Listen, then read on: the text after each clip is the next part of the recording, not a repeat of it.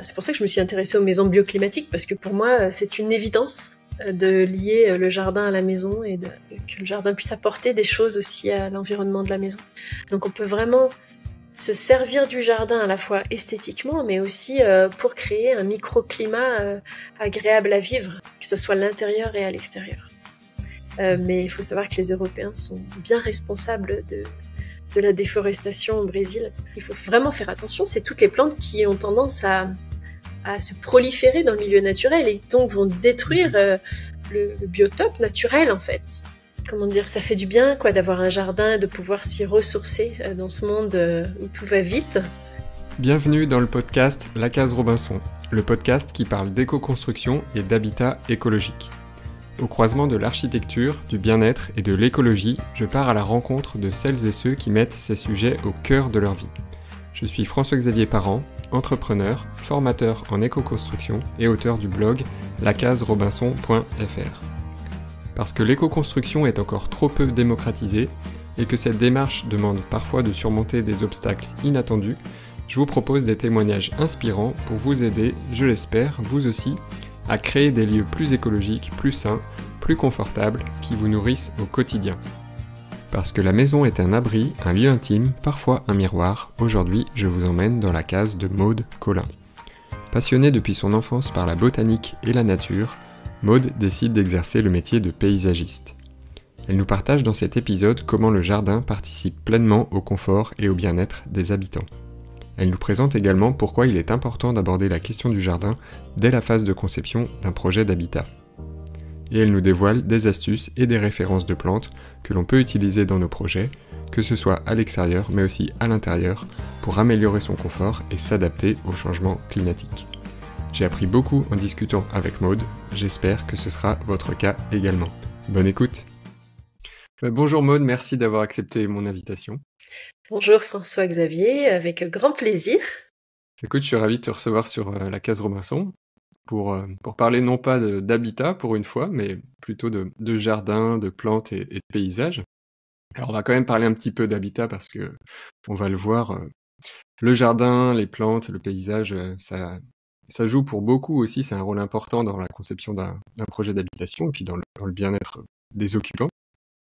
Donc on va voir ça dans le détail. On va aussi voir qu'on n'a pas nécessairement besoin d'un jardin ni d'une terrasse pour accueillir la nature chez soi. On en parlera. Pour démarrer, est-ce que tu pourrais simplement du coup te présenter, nous dire ce que tu fais comme activité? Alors donc je m'appelle Maude, je suis paysagiste. En fait, j'ai eu une entreprise de paysage en France pendant 9 ans. J'étais à mon compte et donc mon travail consistait à vendre des plans de jardin et à mener à bien la réalisation sur le terrain avec mes propres équipes de paysagistes. Donc voilà, un travail d'artisan paysagiste classique.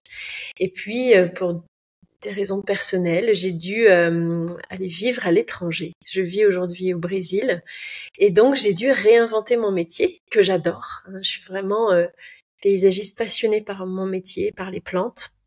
Et donc, j'ai réinventé mon métier et aujourd'hui, donc, j'exerce ma profession de paysagiste sur les réseaux. Et ma mission aujourd'hui, je dirais que c'est d'aider les particuliers à avoir de beaux extérieurs, à concevoir par eux-mêmes un joli jardin avec des conseils de paysagistes. Voilà, un jardin dont ils sont fiers. Voilà. Excellent, on va développer un petit peu. Tu as toujours exercé ce métier de paysagiste finalement, si je comprends bien. Qu'est-ce qui t'a donné envie à la base de t'orienter vers ce sujet? Quelles sont les expériences qui ont pu te nourrir pour te motiver à faire ce métier? Alors, j'ai toujours été passionnée de plantes, vraiment depuis ma tendre enfance. Je sais pas, on a tous plus ou moins, mais moi, c'est vraiment la nature m'a ressourcée très vite. Voilà, j'étais une enfant assez introvertie, j'étais un peu dans mon monde et je dirais que je trouvais un apaisement en jardinant très jeune. Avec 3 fois rien, quoi. Même j'ai habité en appartement petite, puis après en maison, mais voilà, ça a été quelque chose qui m'a attirée très très fortement. J'ai toujours aimé aussi les sciences naturelles. enfin tout ce qui touche à la nature. Et qu'est-ce qui a fait? Alors, j'ai voulu être au début même botaniste. Et comment dire, mes parents m'ont un peu, et puis les professeurs m'ont un peu découragée parce qu'il y a très peu de botanistes en France et c'était pas un métier, comment dire, avec beaucoup de perspectives d'embauche pour moi.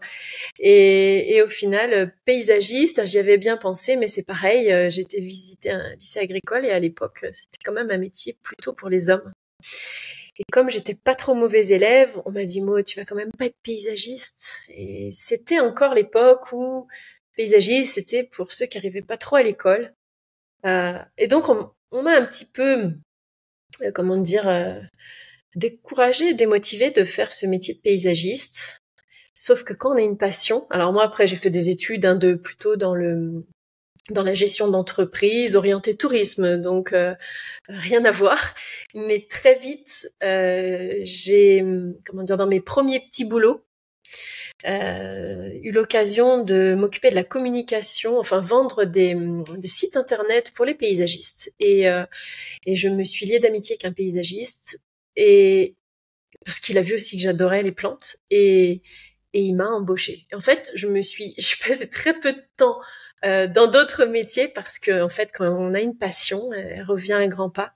Et voilà, il m'a embauchée. J'ai fait des équivalences de diplôme aussi. J'ai passé le BTS paysagisme et je me suis occupée de la clientèle au début, chose que je maîtrisais avec mes études plus que lui. Et j'avais des bonnes connaissances en plantes. J'étais crédible et un goût prononcé pour la décoration aussi. Puis après, j'ai appris mon métier technique sur le terrain.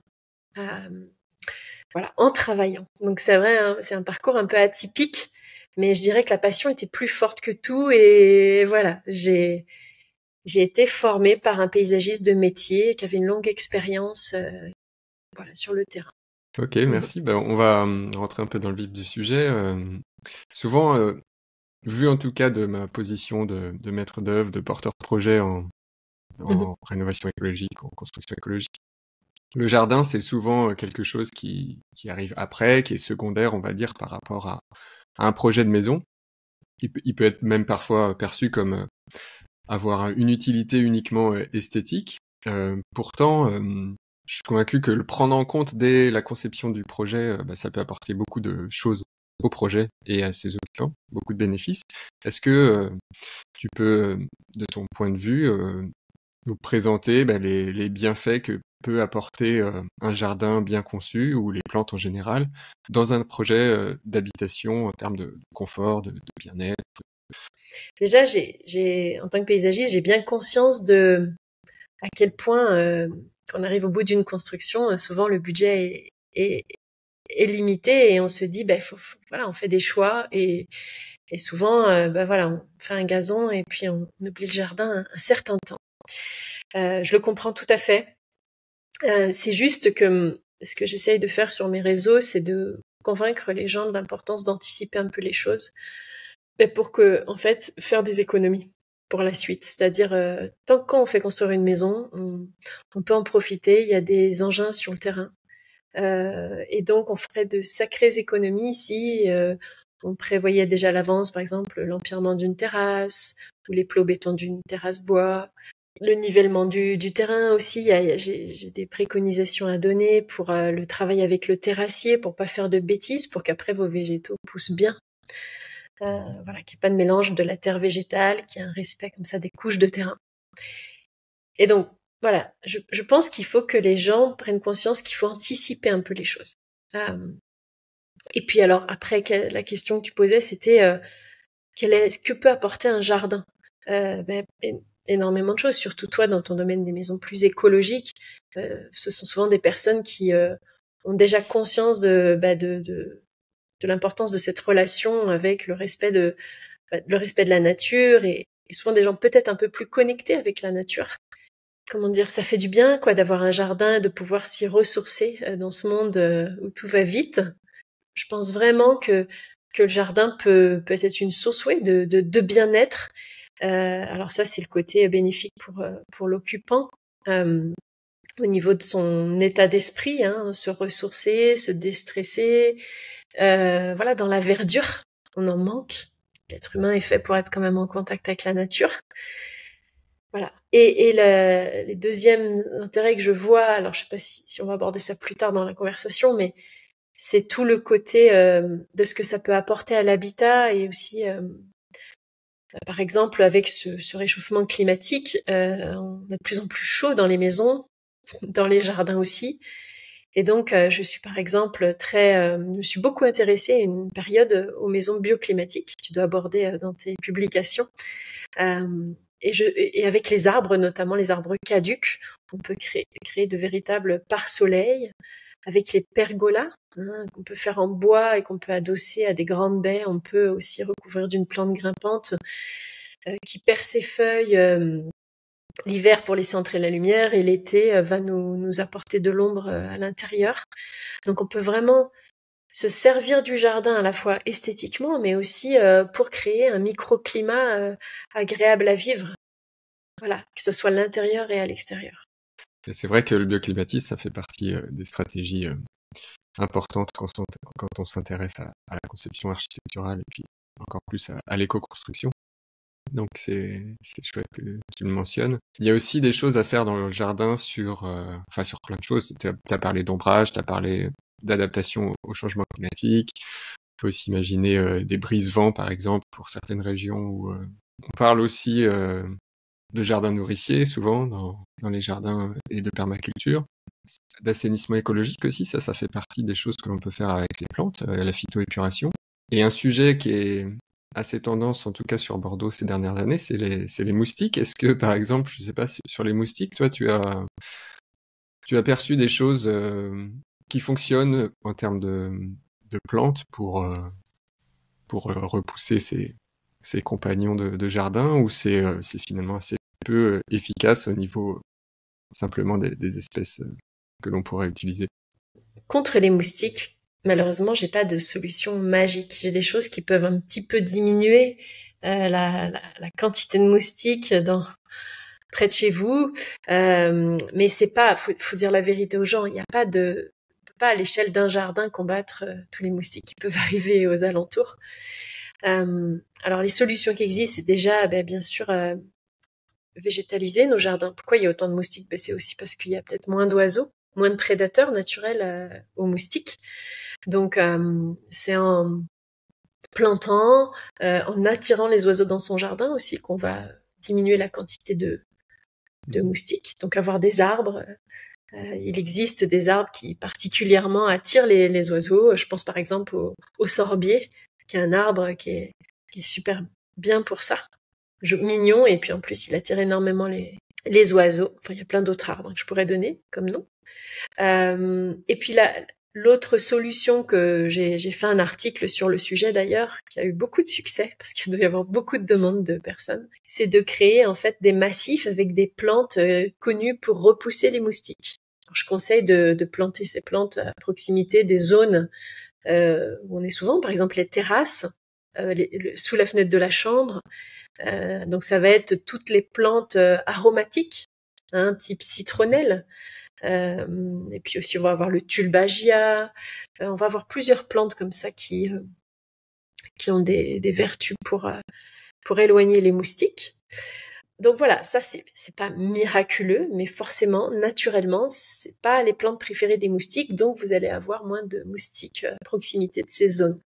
Merci pour ces conseils, j'essaierai de les appliquer parce qu'on est assez envahi dans mon coin. Est-ce que tu pourrais, si on aborde un projet de conception de jardin, j'imagine qu'il y a plein de paramètres à prendre en compte, plein de spécificités en fonction du contexte, ne serait-ce que du climat, de la géologie peut-être, la topographie, du type d'habitat et puis de l'usage des personnes. Mais est-ce qu'il y a des grands principes à considérer que tu pourrais nous partager quand on appréhende la conception d'un jardin en se disant on veut que ce soit un jardin esthétique et d'agrément, mais aussi surtout qui participe d'une manière ou d'une autre à l'amélioration du confort de l'habitat, donc avec des questions d'ombrage, d'adaptation au changement climatique, de protection aux intempéries peut-être, enfin voilà, que le jardin soit vu comme un outil et un complément à la stratégie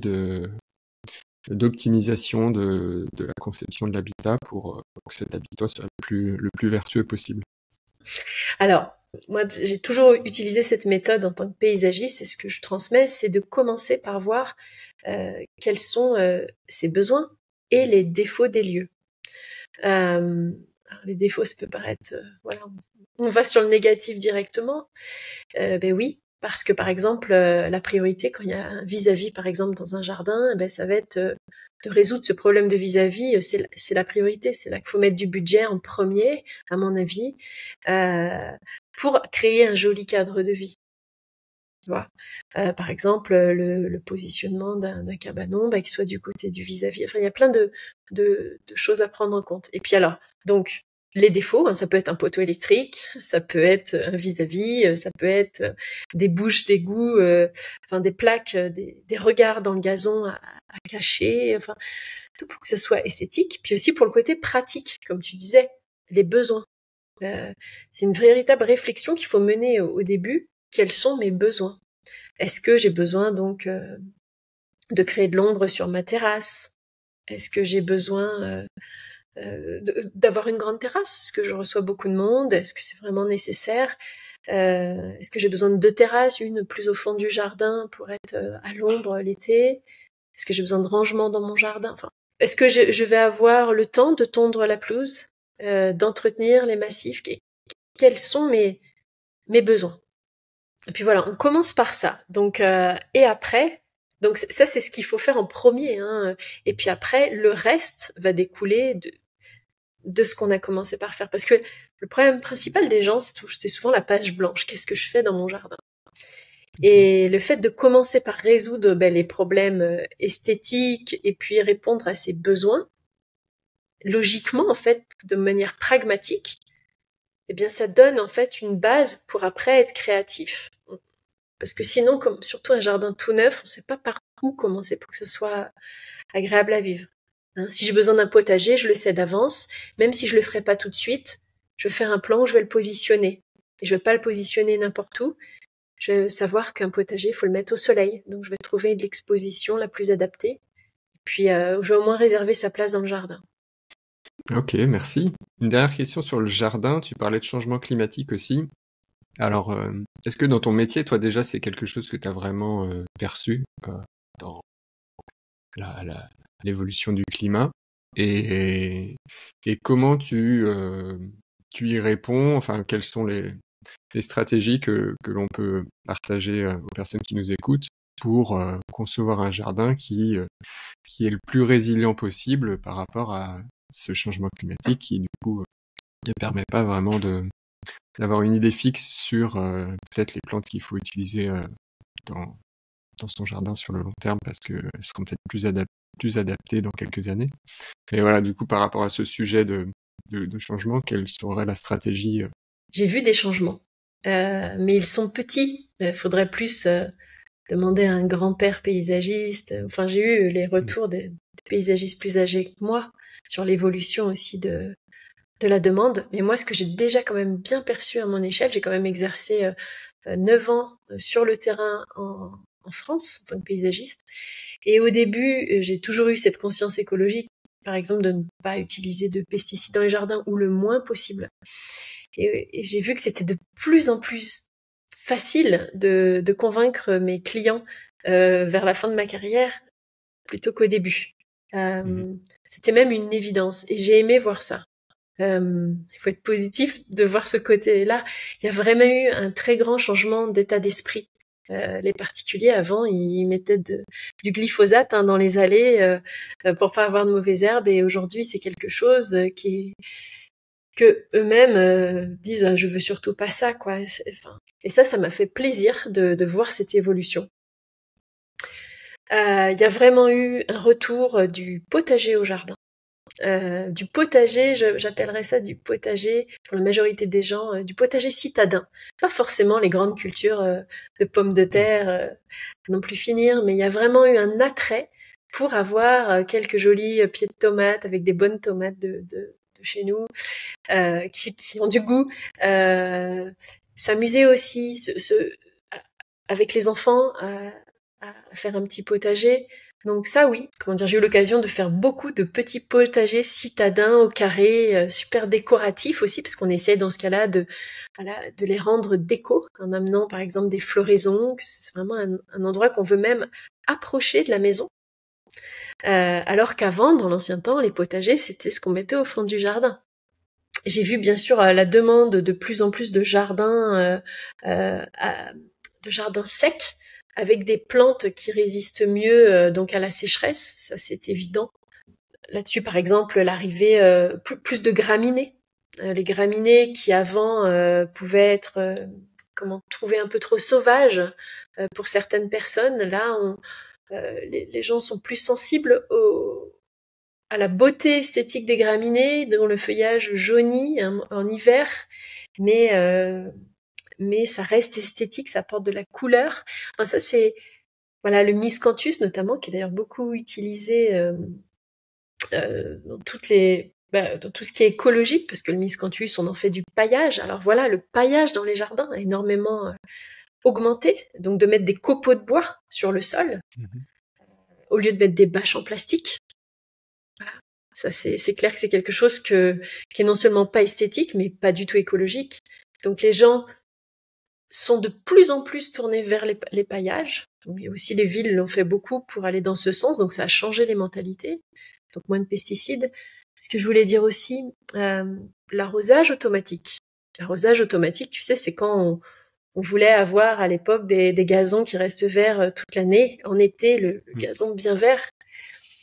Et donc ça, c'est quelque chose qui se vendait beaucoup, je dirais, il y a une trentaine d'années dans les jardins. Et la demande, elle a complètement chuté parce que, à cause des restrictions d'eau. Restrictions d'eau, et tant mieux que ça a chuté. Parce que les gens se sont mis à accepter d'avoir un gazon qui grille l'été. Et voilà, c'est juste s'habituer à cette idée et savoir qu'il reverdira tous les hivers naturellement. Il n'y a pas besoin de le garder tout vert. Aujourd'hui, c'est plutôt la personne qui va vouloir un gazon qui reste ouvert qui va être mal vu. Donc les mentalités changent. Et tant mieux. Aujourd'hui, on utilisera plus des gouttes à gouttes qui sont beaucoup plus économes en eau pour aider à la croissance d'une haie, par exemple. Et on respectera aussi les horaires pour arroser quand il y a des restrictions d'eau dues à la sécheresse. Donc voilà, j'oublie certainement des choses. Ah oui, aussi les alternatives au gazon. Les gens ont de moins en moins le temps de tondre le gazon. Et ça, alors, c'est en lien aussi avec l'écologie, parce qu'il y a des gens qui veulent que ça reste vert. Et le gazon grille, donc ils utilisent ces alternatives qui sont le trèfle, par exemple, pour avoir des surfaces qui restent bien vertes. Le trèfle fleuri va nourrir les abeilles, et aussi on va pas avoir besoin de le tondre autant qu'un gazon. Donc, tu vois, toutes ces choses-là qui arrivent, et ça donne aussi des jardins plus variés, des solutions différentes. On n'a pas que des jardins avec un gazon vert comme il y avait à l'époque. Super intéressant.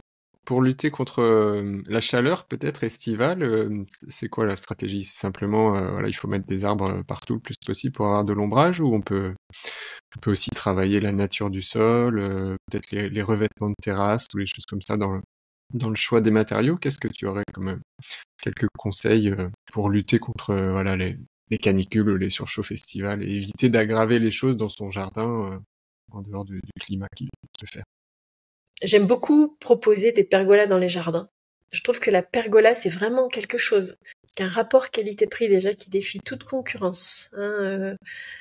Donc c'est facile financièrement à intégrer proche d'une maison, parce que c'est peu de main-d'œuvre à construire, c'est du bois, et ça permet à moindre coût de protéger l'intérieur d'une maison des rayons du soleil trop puissants l'été. Donc, je parle de pergola bois, je parle pas de toutes ces pergolas bioclimatiques. Je sais pas si tu vois ce que c'est, qui sont très à la mode, qui sont en alu, mais qui coûtent extrêmement cher. Il n'y a pas besoin d'aller jusque-là. Une jolie pergola bois bien intégrée, ça habille une maison, c'est esthétique, ça apporte vraiment beaucoup de fraîcheur et de bien-être. Qu'est-ce qu'on peut faire? Eh bien, on peut rapprocher un petit peu les arbres aussi de notre maison. Il existe des arbres à petit développement qu'on peut planter proche d'une terrasse. Et donc là, ça permet de profiter de la fraîcheur sans avoir besoin... Enfin, on peut ajouter un parasol, mais tu vois, l'arbre va déjà créer un microclimat. On va se sentir mieux en dessous d'un arbre. Sur les matériaux de terrasse, il y a des choses à éviter, par Oui. exemple, en termes de matériaux? Alors oui, on évite tout ce qui est couleur noire. Les dalles noires, par exemple, je pense notamment à l'ardoise. C'est vrai faut savoir que ça brûle les pieds, puis ça chauffe. Forcément, le noir attire les rayons du soleil et ça réverbère la chaleur. Donc on va éviter ça. On va plutôt privilégier des terrasses de couleur claire, gris clair, beige, mais beige pas trop clair non plus pour pas se faire mal avec les rayons du soleil. Enfin, la lumière est trop forte parfois dans une terrasse qui est trop claire, trop blanche. Et puis ce qui plaît beaucoup, ce sont les terrasses bois. On a les terrasses bois en pin, on a les terrasses bois exotiques. Et c'est vrai que les terrasses bois exotiques sont jolies, mais ont de moins en moins la cote. Et aussi, heureusement, je pourrais vous en parler longuement en vivant au Brésil à cause de la déforestation. Mais il faut savoir que les Européens sont bien responsables de la déforestation au Brésil. Parce que faut savoir que les terrasses bois on en fait beaucoup plus en Europe qu'au Brésil même. Parce que les marchands de bois brésiliens, qui sont plus ou moins illégaux parfois, gagnent plus d'argent à revendre aux pays européens leur IP ou leur autre bois exotique. Donc en fait, c'est les Européens qui sont principalement responsables. Alors, je veux pas culpabiliser tous ceux qui n'étaient pas au courant, qui investissent dans des terrasses en bois exotique, hein, mais aujourd'hui, je dirais que, je déconseillerais à beaucoup de personnes d'opter pour des terrasses en bois exotique. J'ai changé mon discours par rapport à ça. J'ai vraiment été sensibilisée en vivant ici et en me rendant compte de ce qu'on faisait et de notre responsabilité. Alors donc, ce qui est le plus écologique, parce que c'est ce que me demandent certainement les personnes qui veulent faire des terrasses bois, c'est d'utiliser le pin. Le pin qui est traité. Alors, on n'a pas le choix en Europe. Il est traité. Il a un traitement autoclave.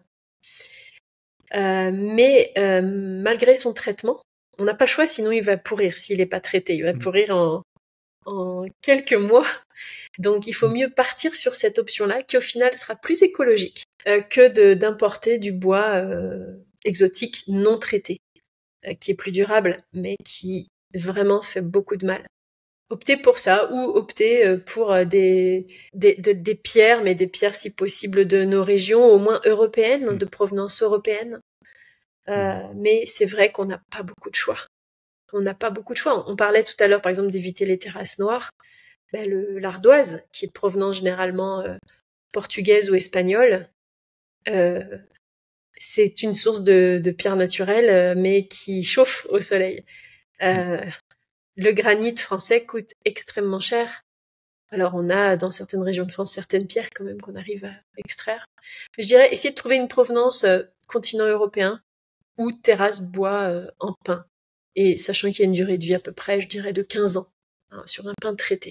C'est ce qu'il y aura de plus écologique en revêtement de sol. Et puis des gravillons, sinon. Des gravillons. On a plein de... Alors c'est drainant de faire des terrasses, on aime plus ou moins, des terrasses en gravillon, mais on peut faire des terrasses en gravillon, si elles sont bien faites, ça sera agréable à vivre, on va pas s'enfoncer pour autant.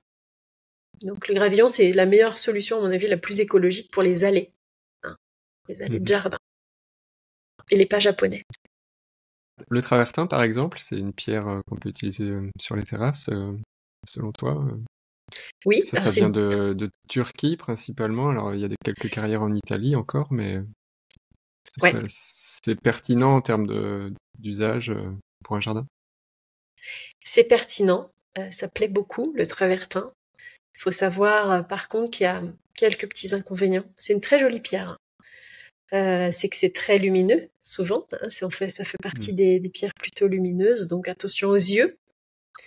Et puis aussi, c'est une pierre qui coûte de plus en plus cher, parce qu'aussi, Les carrières en ont de moins en moins, hein. Donc c'est toujours le même problème. Et donc les prix augmentent et donc ils se mettent à faire des travertins aussi qui sont de plus en plus fins au niveau de l'épaisseur des dalles. Donc ce sont des travertins vendus à une épaisseur trop fine. Attention, ça peut geler. Et donc vous pouvez avoir des dalles qui sautent au bord des terrasses. Donc travertin oui, mais investissez si possible sur des dalles un peu plus épaisses que ce qu'ils vous vendent. Il y a souvent 2 gammes. Et puis il y a d'autres choses que le travertin. On va avoir d'autres dalles qui peuvent ressembler. Donc voilà les petits défauts du travertin, mais ça reste une très jolie pierre naturelle. Ok, on va rentrer dans la maison maintenant si tu veux. Je voudrais qu'on parle un petit peu de plantes d'intérieur parce que c'est aussi un sujet important quand on a un projet de travaux, de rénovation d'un habitat. Il y a beaucoup de personnes qui aiment beaucoup avoir des plantes à l'intérieur de chez eux, j'en fais partie. Mais c'est parfois, quand on n'est pas spécialiste, c'est quand même souvent un enjeu en termes de choix de plantes, de disposition. Est-ce qu'on peut en mettre dans toutes les pièces? Comment on fait pour qu'au bout de quelques semaines, la plante soit toujours vivante? Voilà. Qu'est-ce que tu pourrais nous partager comme petits astuces ou points principaux à avoir en tête quand on veut intégrer des plantes à l'intérieur de son habitat? Et effectivement, beaucoup de personnes veulent des plantes faciles d'entretien parce que il y a la contrainte du chauffage, de la luminosité qui est pas toujours très grande dans nos maisons. Et puis, si on veut partir en vacances, on veut pouvoir s'absenter sans sans stresser de comment on va retrouver ces plantes au retour. Donc, pas mal de contraintes. Et puis alors, l'autre besoin des personnes, ils veulent des plantes originales qui changent de ce qu'on voit partout. Donc, je me suis dit, mais en fait, les gens, ils veulent de l'originalité, mais ils se rendent pas compte que les plantes les plus faciles d'entretien, c'est souvent celles qu'on trouve habituellement. C'est pour ça qu'elles sont autant vendues. Et c'est pas toujours les plus, originales. Mais j'ai fait un grand effort pour essayer d'expliquer et de démontrer qu'il était possible d'amener de l'originalité malgré tout avec des plantes qui sont connues pour être résistantes dans nos intérieurs. Et tout cela en sachant bien assortir, par exemple, les pots avec les plantes. Créer des compositions originales, en par exemple plantant une plante assez commune qu'on trouve en jardinerie, avec au pied une autre plante qui va retomber. Et cela dans un pot qui va changer du pot banal que tout le monde va mettre dans son salon, un pot blanc avec une forme classique ou un pot noir, tu vois. Et aujourd'hui, on a plein de choix de pots, beaucoup plus que de choix de plantes. Il y a quand même quelques variétés de plantes qui sont peu connues, qui sont résistantes, que je conseille, qui sont faciles d'entretien, parce que c'est vraiment ça, les gens veulent les choses faciles à réussir, qui va donner du bon résultat chez eux. Il y a des solutions pour vraiment faire de très belles décorations à l'intérieur. Je pense aux lianes, par exemple, les personnes qui aiment avoir des choses qui changent, avec des pothos. Je sais pas si tu connais le pothos, c'est une plante assez banale, une plante liane, mais on peut faire des super compositions. Par exemple, un pothos plusieurs pothos qui vont descendre d'un escalier en intérieur, on va avoir un effet jungle avec des plantes comme ça, des lianes qui descendent de l'escalier. Ça peut être autour d'un miroir, ça peut être bien sûr qui descendent d'étagères. Enfin, il y a plein de choses très charmantes à faire avec les plantes déjà qu'on a à notre disposition, qu'on trouve facilement dans le commerce. Par rapport à ces plantes d'intérieur, est-ce que, parce que tu disais tout à l'heure qu'elles venaient principalement de pays tropicaux, d'Amérique latine, dont le Brésil, est-ce que finalement c'est, entre guillemets, écologique d'avoir des plantes d'intérieur ou il faut quand même faire attention à l'espèce, à la provenance de ces plantes? Est-ce qu'elles sont cultivées en Europe, même si c'est des plantes à l'origine d'Amérique latine, ou en fait elles sont importées de pays lointains tropicaux et finalement avoir des plantes d'intérieur tropicales chez soi, c'est pas si intéressant quand on s'intéresse à la nature et qu'on veut essayer de faire les choses correctement? Beaucoup de personnes se posent ces questions-là. Il faut savoir déjà que pour les plantes d'intérieur, tout est produit en Europe. Hein. Ils vont pas les chercher. Enfin, la majorité, à ma connaissance, est produit en Europe. Donc, il n'y a pas de ce problème, voilà, d'éthique, de transport et tout, qui n'a pas de sens. Je vais ouvrir un peu plus large sur le jardin dont on a parlé tout à l'heure. Peu de gens ont conscience que la majorité des plantes dans nos jardins, je dirais, allez à mais 95% des plantes que l'on met dans les jardins viennent de pays lointains. Alors, pas forcément des pays tropicaux, pas que, mais beaucoup. Déjà, la majorité des plantes persistantes viennent soit de Méditerranée, d'Espagne, d'Italie, et puis autrement de pays plus lointains. Et j'ai eu beaucoup de clients qui avaient cette conscience écologique très forte, très développée, et qui me disaient, moi, je veux que des plantes locales dans mon jardin. Sauf que les plantes locales, dans votre jardin, ça va être quoi? Ça va être les plantes qu'il y a dans la forêt, dans votre région. Donc, faites le point, quoi. C'est-à-dire, en persistant, on va avoir éventuellement des houx, quelques résineux, mais ça va être super limité. Et donc, j'ai vraiment, voilà, je me suis posé la question de tout ça. Ces plantes qu'on a dans nos jardins et dans nos intérieurs, ça fait bien longtemps qu'elles sont acclimatées dans nos régions. C'est les grands botanistes à l'époque qui ont voyagé, hein, c'était même des années 1900, qui voyageaient, qui ramenaient de leurs expéditions des plantes et qui, voilà, sont implantées depuis des dizaines d'années chez nous. Et ce que je me suis dit, et ce que les biologistes, les personnes qui étudient la protection de la nature aussi disent, c'est que ce qu'il faut vraiment faire attention, c'est toutes les plantes qui ont tendance à se proliférer dans le milieu naturel et donc vont détruire le biotope naturel, en fait. Il faut pas mettre des plantes envahissantes dans nos jardins. Alors, dans les intérieurs, il n'y a pas trop de risques qu'elles s'envahissent le reste. Mais, et ça, en fait, elles sont répertoriées, les plantes envahissantes, parce qu'elles sont connues. Et donc, voilà, il faut pas avoir de complexe dans un jardin à planter quelques plantes persistantes pour se cacher d'un vis-à-vis. Et puis, quasiment, je vous dis, 95% des plantes que vous allez acheter chez un pépiniériste viennent de pays lointains à l'origine. Donc, voilà. Faut savoir aujourd'hui, par exemple, aussi pour les abeilles, il y a un vrai besoin de leur fournir des plantes mellifères. Et elles trouvent énormément dans nos jardins, hein, beaucoup plus que dans les champs. De quoi butiner. C'est triste, hein. Et donc, l'avantage de toutes ces plantes qui viennent parfois d'assez loin, c'est qu'on va avoir beaucoup de plantes mellifères qui vont apporter beaucoup de floraison et qui donc vont nourrir les abeilles. Et ce n'est pas un problème, hein, du moment qu'elles n'envahissent pas les milieux naturels. Au contraire. Donc moi, j'invite tous les particuliers, je m'en suis même fait une spécialité de proposer beaucoup de vivaces à fleurs dans les jardins et de amener de la floraison comme ça, de la longue floraison par des petites plantes qui résistent à la sécheresse, donc les vivaces, les plantes vivaces. Voilà. Et dans les intérieurs, donc je reviens juste pour terminer, il n'y a absolument aucun problème et aucun complexe à avoir de toute façon. Il n'y a pas, si on veut mettre des plantes dans notre maison, c'est le plus simple d'utiliser les plantes tropicales parce que les plantes de nos milieux naturels ont besoin d'une différence de température entre la nuit et le jour, entre les saisons aussi beaucoup plus marquées. Et si vous les mettez chez vous, faites l'expérience. Elles vont pas durer longtemps avec votre chauffage. Ça va rien donner. Sauf si vous les mettez dans une serre où vous avez vraiment une très grande luminosité, mais rien que le chauffage, ça va les anéantir très vite. Donc il n'y a que les plantes tropicales qui peuvent vous permettre de végétaliser votre intérieur, joliment. Ok, merci.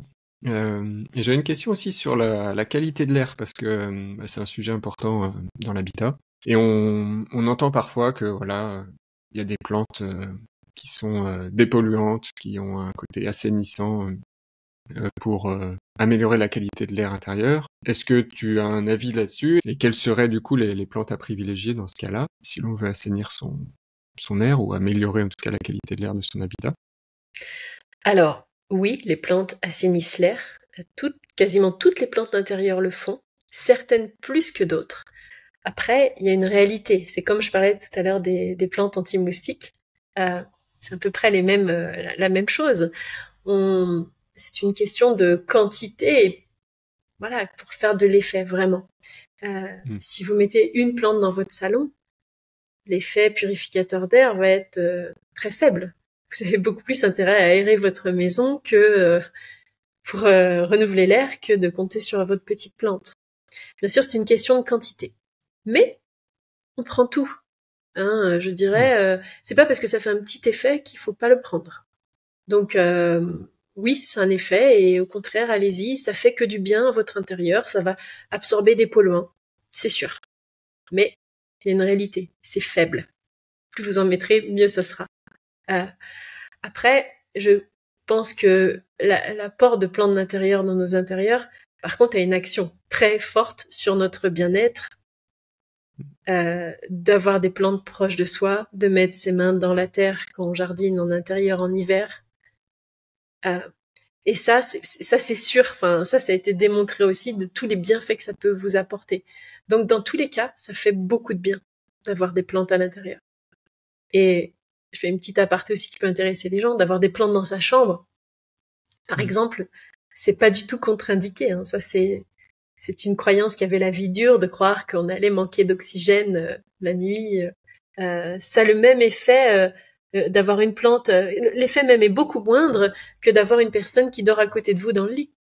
Ou un chat ou un chien au pied du lit, qui va lui aussi prendre l'oxygène de la pièce. Donc l'effet est moindre par rapport à un être vivant, je dirais un humain ou un animal très proche de vous. Donc allez-y sans complexe. Sans complexe, il n'y a aucun risque de manquer d'oxygène.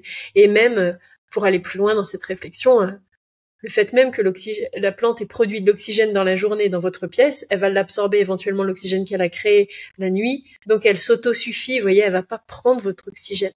Donc ça va même plus loin que ça. Donc aucun complexe d'avoir des plantes dans sa chambre, même beaucoup. Ok, intéressant. Et avant de passer à la suite, est-ce que tu aurais peut-être, je sais pas, trois espèces de plantes, ton top 3 des plantes d'intérieur qui seraient le plus adaptées pour les habitats en France métropolitaine, on va dire, parce que principalement les personnes qui nous écoutent sont en France métropolitaine? Alors, au niveau de tout ce qui est grand feuillage, les palmiers Cantia, par exemple, sont certainement les plus faciles à vivre parce qu'ils accepteront une lumière une luminosité assez faible. Donc, ce sont vraiment les plus faciles si on veut un effet palmier, tu vois, des grands feuillages comme ça. Et c'est une jolie plante, un feuillage très fin. Donc après, voilà, faut savoir le mettre en valeur dans un joli pot. Donc ça, les palmiers Cantia, déjà, je recommande pas mal au niveau de la facilité d'entretien et du résultat que ça apporte. On va avoir tous les ficus en général. Donc là, il y a plein de ficus qui existent. Il y a les ficus, vous savez, qui ressemblent au caoutchouc avec ses grosses feuilles. On a des jolies variétés colorées, au feuillage pourpre, panaché, même rosé, vert et rose. Et ça, c'est une plante pareille qui supporte une faible luminosité, qui va supporter avant que vous l'arrosiez, d'attendre que vous pensiez à l'arroser. Voilà, donc les ficus, parce qu'il y a de très jolis cultivars aujourd'hui qui sont sortis. En plantes, je vous parlais des pothos, les plantes retombantes. Il y en a plein d'autres. Là, si tu me demandes d'en sélectionner 3. Dans les ficus, tout à l'heure, il y a aussi le ficus lirata qui a énormément de succès avec ses grosses feuilles vertes, très à la mode sur les réseaux sociaux, mais tant mieux parce que c'est une très jolie plante, facile d'entretien, avec un gros feuillage. Donc voilà, voilà 3 exemples que je pourrais recommander. Super, merci. C'est noté. Écoute, je propose qu'on passe à la dernière partie. Est-ce qu'il y a, toi, des lieux qui t'inspirent particulièrement? Alors ça, justement, ça peut être des jardins peut-être, et des lieux qui te nourrissent et qui te font du bien en général, soit des jardins ou peut-être des architectures. Alors, pour répondre à cette question, c'est difficile pour moi parce que vraiment, dans chaque jardin, je vois un intérêt. Bien sûr, les jardins où il y a une certaine harmonie vont plus me toucher, mais je suis autant touchée par les jardins épurés, plus contemporains, que les jardins anglais avec une abondance de petites fleurs, de floraisons. Moi, j'aime mélanger les styles. Donc j'ai du mal à recommander un jardin. Enfin, là, si tu me demandais un, là, il me vient en tête un jardin que je recommande dans le sud de la France, le jardin de Roscoff. Pas dans le sud de la France, je dis n'importe quoi, en Bretagne. Pourquoi je pense sud de la France? Parce que, en fait, c'est des plantes méditerranéennes qu'on va retrouver dans le jardin de Roscoff en Bretagne. Et donc, j'ai une vision, tu vois, d'un paysage méditerranéen. Mais non, Roscoff, c'est en Bretagne. Et sauf que le climat breton permet d'avoir de très jolies plantes méditerranéennes. Donc voilà, le jardin de Roscoff en Bretagne, allez-y. J'ai beaucoup aimé visiter ce jardin. Mais il y en a plein d'autres. De tout style. Allez à l'ouverture des jardins de France. Vous savez, il y a, je sais plus à quelle date, il faudrait regarder sur Internet, mais quand ils ouvrent la prochaine fois. Mais les jardins de France à visiter, c'est vraiment chouette. Ça, c'est quelque chose à faire pour voilà, s'emplir de beauté, d'harmonie, de jardins qui sont absolument merveilleux. Ne serait-ce qu'en France, hein, on n'a pas besoin d'aller très loin. Ici au Brésil, il y a des très beaux jardins exotiques aussi, donc je fais mes visites. Voilà. Quand on voyage, n'hésitez pas à aller voir des jardins botaniques. Ah, génial, c'est une bonne idée. Merci. Et il y a une question que je pose à tous les invités, c'est à quoi ressemblerait pour toi ta maison idéale? Est-ce que tu as déjà réfléchi à ça? Peut-être que c'est la maison que tu habites aujourd'hui, mais quelles seraient les grandes thématiques, les grands points que tu choisirais toi dans ta maison idéale si tout était possible? Alors, si, j'y ai déjà pensé parce que j'aime beaucoup l'architecture. Je rêve de faire construire une maison, je l'ai pas encore fait. Là, voilà, j'habite en maison, mais c'est pas la mienne pour le moment. Et donc, j'ai déjà une vision assez. J'ai déjà fait des plans, tu vois. J'adore ça, créer des plans de maison aussi bien que des plans de jardin. Hein, c'est lié, c'est très lié. Et mon idéal, c'est pour ça que je me suis intéressée aux maisons bioclimatiques parce que pour moi, c'est une évidence de lier le jardin à la maison et que le jardin puisse apporter des choses aussi à l'environnement de la maison. Et donc, mon idéal, ça serait vraiment une maison où j'ai l'impression visuellement de ne pas avoir de transition entre le jardin et la maison. C'est-à-dire avec de grandes ouvertures sur le jardin. Mettre en valeur les vues comme ça sur le jardin. D'avoir à la fois des plantes dedans et dehors. Tu sais, tous ces systèmes de patio, j'adore.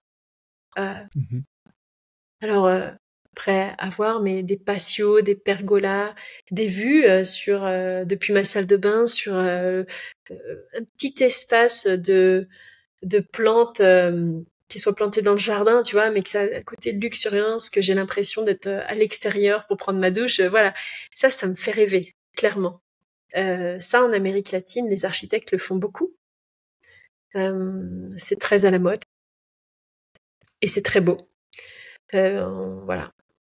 Mais on va aussi avoir ça, on peut avoir des très belles réalisations dans les pays comme l'Australie, Nouvelle-Zélande. Ils sont aussi très, très, très, très forts. De très belles choses à voir sur les réseaux sociaux. Je m'en inspire beaucoup. Et on peut faire ça avec la végétation chez nous. On va pas pouvoir planter exactement les mêmes choses.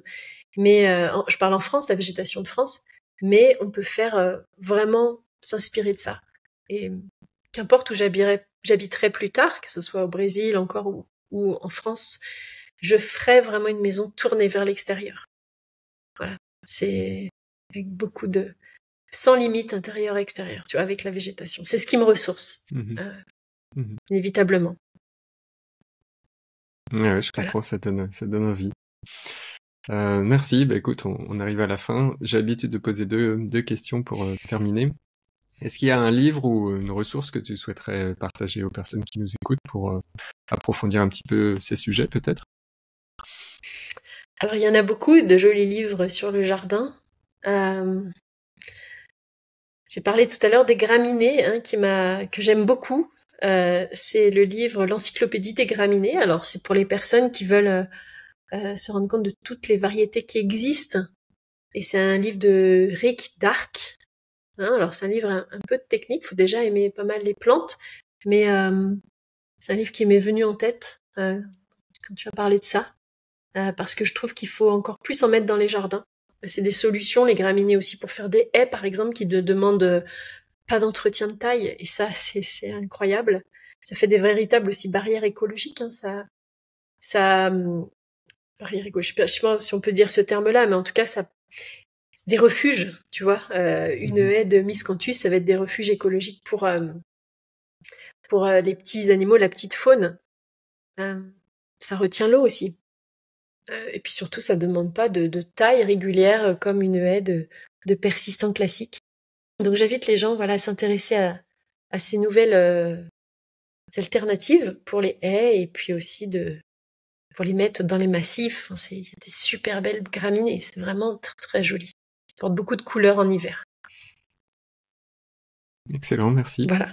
La deuxième question, c'est est-ce qu'il y a une citation ou un mantra qui te vient souvent à l'esprit, qui te fait avancer dans les journées en général? Oh, j'en ai beaucoup J'ai envie de vous dire une citation que je trouve très jolie sur les jardins, hein, pour conclure ce podcast. Bon, elle est assez connue, je sais pas si tu la connais, mais si tu veux être heureux 1 heure, bois un verre. Si tu veux être heureux un jour, marie-toi. On est un petit peu négative sur le mariage. Mais si tu veux être heureux toute ta vie, fais-toi jardinier. C'est un proverbe chinois, cette citation.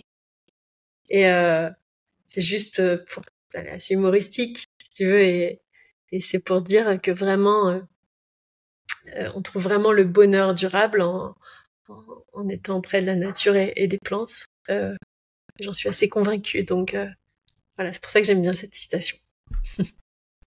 Merci Maud. Avant de se quitter, où est-ce qu'on peut orienter les personnes qui veulent en savoir un petit peu plus sur toi et tes activités? Écoutez, oui, bien sûr. Alors, j'invite tous les gens qui ont suivi jusqu'ici le podcast, qui se sont intéressés à voilà, avoir un joli jardin. Je les invite donc à aller voir mon blog qui s'appelle Aménager son jardin. Et aussi sur les réseaux sociaux, hein, j'ai une chaîne YouTube où je publie régulièrement des vidéos pour aider les personnes à avoir de beaux extérieurs. Hein, plein de conseils pratiques, concrets. Également, donc aménager son jardin sur YouTube. Et puis voilà, à découvrir mon travail et à s'inspirer de tout ce que je peux communiquer. Voilà. Merci Maud. Bah écoute, je mettrai les liens dans les notes de l'épisode pour les personnes qui veulent découvrir ton univers. Et puis je te remercie pour tous ces conseils que tu nous as partagés aujourd'hui pour apporter plus de nature, que ce soit à l'extérieur ou à l'intérieur de nos habitats.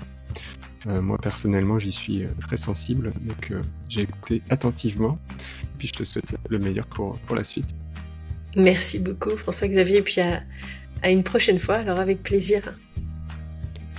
Merci beaucoup d'avoir écouté cet épisode. Vous pouvez retrouver toutes les références mentionnées par mon invité dans les notes de l'épisode, ainsi que des compléments pour approfondir ces sujets dans la rubrique podcast sur le blog lacaserobinson.fr. Si cet épisode vous a plu, vous pouvez le soutenir en le partageant autour de vous, en vous abonnant et en mettant un avis 5 étoiles sur votre plateforme d'écoute. Ça me fera très plaisir et ça permettra au podcast d'être plus visible pour m'aider à accueillir de nouveaux invités. Si vous voulez aller plus loin dans vos projets de création d'habitats plus écologiques, plus sains et qui vous inspirent, sachez que c'est mon métier de vous y aider. Je propose différentes formules d'accompagnement, du coaching à la formation en ligne, et je suis sûr qu'une d'entre elles est faite pour vous. Si malgré tout vous n'y trouvez pas la formule qui vous parle, contactez-moi pour que nous puissions créer ensemble l'accompagnement idéal qui vous aidera à concrétiser vos projets. Vous retrouverez toutes les informations sur le site de la Case Robinson dans la rubrique accompagnement. lacaserobinson.fr/programme au pluriel-accompagnement. Sur ce, n'oubliez pas de vous abonner, de partager cet épisode autour de vous, et je vous dis à très vite pour une nouvelle conversation sur la Case Robinson.